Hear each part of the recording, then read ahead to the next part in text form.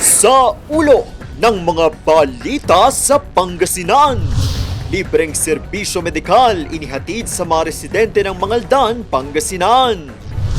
3,000 pamilya sa Binmalay at 500 pamilya sa Orbistondo, Pangasinan nakatiran ng tulong. At 200 sako ng bigas ipinagkaloob sa mga Pangasinenseng apektado ng sakuna. Unang ratsyada. Importante po kasi sa ngayon mahirap din ang buhay. Kayamanan kung ituring ni Nanay Lilia mula Mangaldan, Pangasinan ang kanyang kalusugan. Pero kahit gaano kahalaga, madalas niya raw itong mapabayaan dahil sa kakulangan sa pera.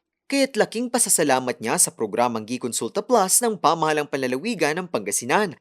Sa pagbisita ng programa sa kanilang bayan, libreng naibigay ang konsultasyon, maging gamot pang maintenance at bitamina, libre na rin. Dahil po sa programang ito, gikonsulta at gamot po ng probinsya at ng PhilHealth, kayo po ay mabibigyan ng monthly maintenance nyo po. Nakikipagtulungan po kami sa ating mga LGU officials at barangay officials kung paano po natin ibababa buwan-buwan ang inyong pong gamot, ang inyong pong maintenance.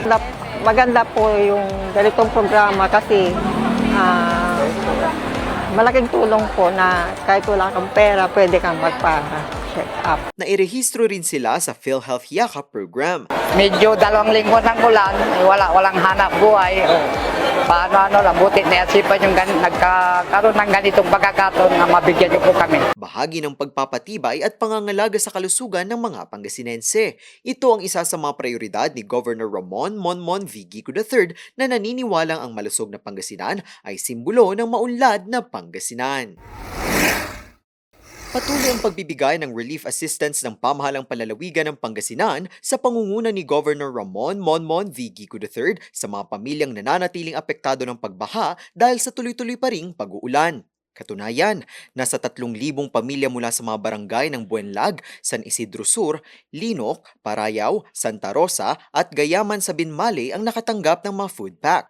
Nasa 500 pamilya naman na kasalukuyang nasa evacuation center sa bayan ng Orbistondo ang nahatiran din ng food packs at higit 200 pamilya ang nabigyan ng hygiene kits. Bahagi ito ng patuloy na pagtugon ng Pamahalang Panlalawigan upang matiyak na naipaparating ang kinakailangang tulong sa mga Pangasinenseng higit na nangangailangan lalo na sa panahon ng sakuna. Tinitiyak naman ng Pamahalang Panlalawigan na magpapatuloy ang paghatid ng ayuda habang tinutugunan ang epekto ng pagbaha sa mga apektadong komunidad.